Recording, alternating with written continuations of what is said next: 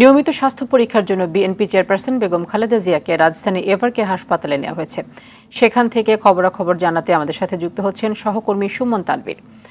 তানভীর, চিকিৎসার বিষয়ে সবশেষ কি তথ্য রয়েছে আপনার কাছে এবং খালেদা জিয়া ঠিক কটা নাগাদ গেছেন হাসপাতালে, তার চিকিৎসকরা আসলে কি বলছেন, সবকিছু মিলিয়ে জানাবেন। এখন থেকে কিন্তু ঠিক 45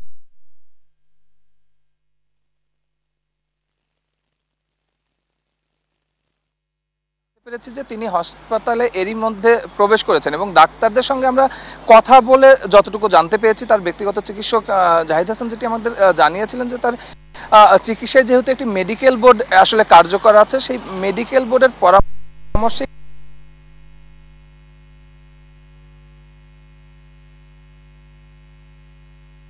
এতটুকুই জানানো হয়েছে যে পরীক্ষা নিরীক্ষা করার জন্য আনা হয়েছে। তাকে আসলে আজকে হসপিটালে অ্যাডমিট করা হবে কিনা এই বিষয়ে কিন্তু কোনো রকম নিশ্চয়তা কিংবা আসলে কোনো পরিষ্কার তথ্য তিনি আমাদের দেননি। কিছুক্ষণ আগে যেটি তার মিডিয়া উইংয়ের কর্মকর্তা দিদার হাসান আমাদের জানিয়েছিলেন যে মাত্র হাসপাতালে যেহেতু প্রবেশ করানো হয়েছে, পরীক্ষা নিরীক্ষার জন্য ডাক্তাররা আসলে তাকে দেখবেন এবং তারপরে আসলে সিদ্ধান্ত হবে তিনি হাসপাতালে থাকবেন নাকি তাকে পরীক্ষা নিরীক্ষা শেষে তাকে আসলে বাসায় নিয়ে যাওয়া হবে। তবে একটি বিষয় যেটি বলতে চাই যে যখন তিনি আসলে বাসার থেকে বের হচ্ছিলেন এবং তার শারীরিক অবস্থা আমাদের চোখে আমরা দেখছি, সেটি দেখে কিন্তু আমার মনে হয়েছে তিনি কিন্তু আসলে বেশ স্থিতিশীল অবস্থায় আছেন শারীরিকভাবে। হয়তো ফার্দার কোনো পরীক্ষা নিরীক্ষার প্রয়োজনে তাকে এখানে নিয়ে আসা হয়েছে। আর আপনারা জানেন যে এর আগে ঠিক 1 মাস অর্থাৎ গত 30 মার্চ কিন্তু এই এভারকেয়ার হাসপাতালে তাকে নিয়ে আসা হয়েছিল এবং তখন কিন্তু আমরা দেখেছিলাম যে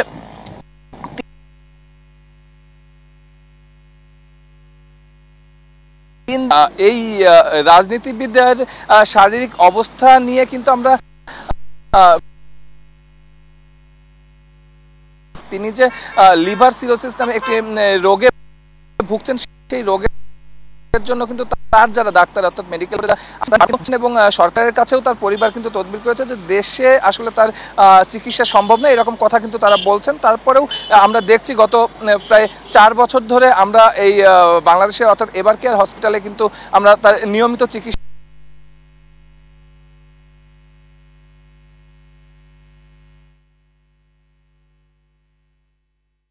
তানভীর, ধন্যবাদ আপনাকে। দর্শক, কিছুটা গোলযোগ ছিল আমাদের সংযোগে, নিশ্চয় পরবর্তী সংবাদে আপনাদেরকে আমরা এই বিষয়ে আরো কিছু তথ্য জানাতে পারবো।